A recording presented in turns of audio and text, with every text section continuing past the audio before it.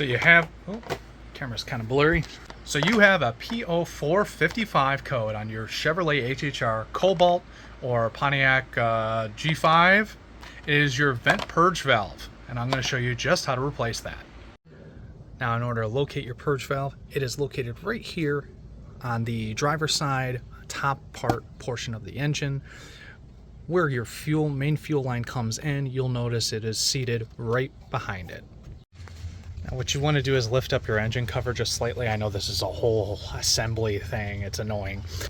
This is for your fuel vapor, so there's one that goes all the way to the back. This one was never changed. We may have to change that in the future, I'm just kind of unsure at the moment. Unmount this from the bracket and replace it. So in order to remove the line coming towards your intake, there's a little tab here. You just kind of, you see how it works? You just push that down. That relieves that grip there. And then you can pop that right off. All right, so you see this little white clip? Focus, there we go. So you see this? I'm gonna hold this up. It should slide right out, but this one's being a little difficult. Okay, so I broke the white clip.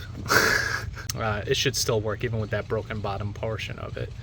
So yeah, anyways, that's off. Now for the electrical connector, that's what you do. You push this down with like a little, you could do this with your hand too, but it's just easier to use like a skinnier flathead, and then pulling this blue part at the same time as you're pushing that down. Should be good to go. 13 millimeter bolt underneath, just unmount that and bring the whole thing out together. All right, once this thing is out, pay close attention to how this is held in. This prong here is tucked into like this middle plastic piece. So what we have to do is either wedge a screwdriver in there, pull it out, or we could find other forceful methods, but I think that method will work. And presto manifesto, it has worked. So now we can install the new part. Now with the new part, you want to bend that prong back up to match up with that flush, so that holds that in, and we'll bolt this back in and put everything back together.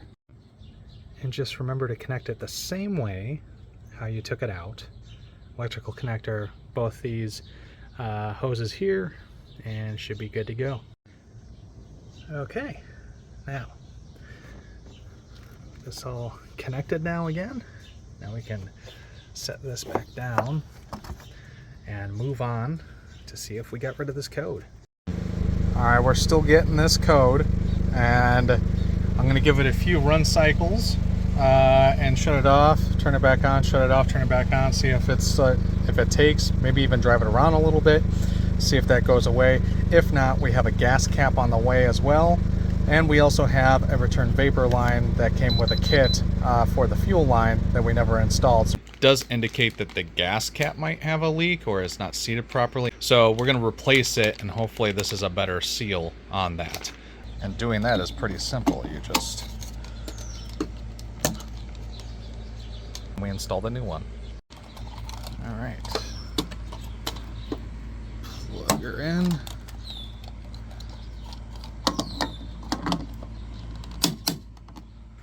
Close this.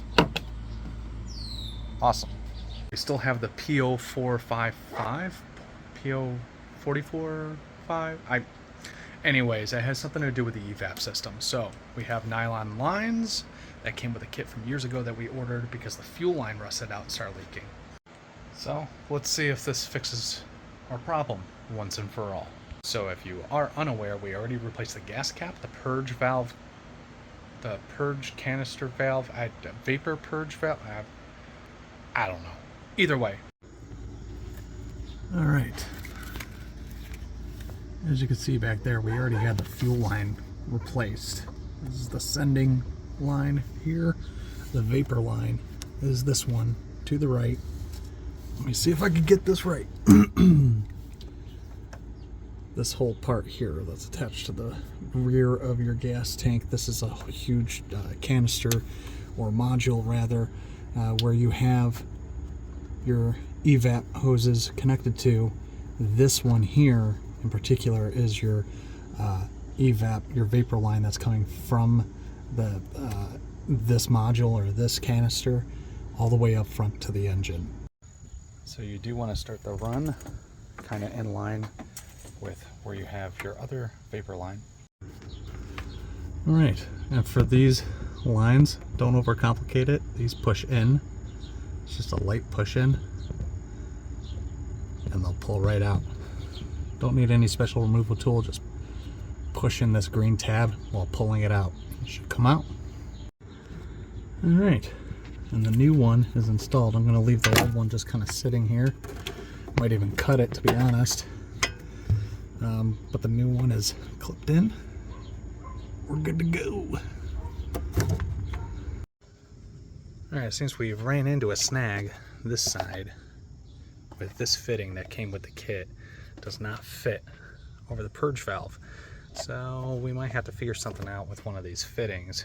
Maybe cut the line, or lines rather, and then use this as a union and reutilize one of these fittings. All right, and exactly what I thought it would be. We kind of tied this union, we cut the previous vapor line where the nylon, well, it starts bare metal down there. But what we did was we cut this and cut our own, but left a little bit of slack. It's kind of looped up there pretty good. So in case we need to troubleshoot this later on. But this union does a really good job. It reminds me of those like shark bite plumbing things, which any plumber knows, that just probably means it's gonna fail within a year. But regardless, this is just something to fix this issue for the vapor line. There's no fluid that's actually like really flowing through there under high pressure. So, you know, through my eyes, I think this is okay. We'll see how this fixes the issue. All right, so already some good news. I don't smell any gas. So was the vapor line already something that was, yeah, there's no heavy gas smell. There used to be.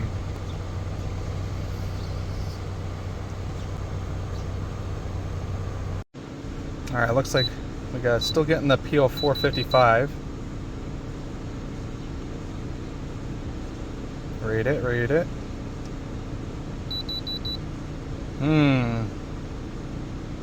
Okay. Well, maybe you need to have a driving cycle. Let's try that out. And just like that, our P0455 code is gone after a driving cycle or two. Yes, we have our TPMS sensor light on, but all in all, I think we're in good hands. So that, my friends, is how you troubleshoot a P0455 code on a Chevrolet HHR, a Cobalt, G5, etc., etc. All the same platform there, and that's what you got to do. Now, was it overkill to replace the purge valve and the gas cap? Maybe the gas cap, but it's literally a $6-7 part. So we just went ahead and replaced it anyways because it needed one. Purge valve could have been definitely an isolated problem where, you know, that could have very well been the issue. But it seems like this has a common problem with the fuel lines and the vapor fuel line, right? So luckily we already had a kit from a broken fuel line before.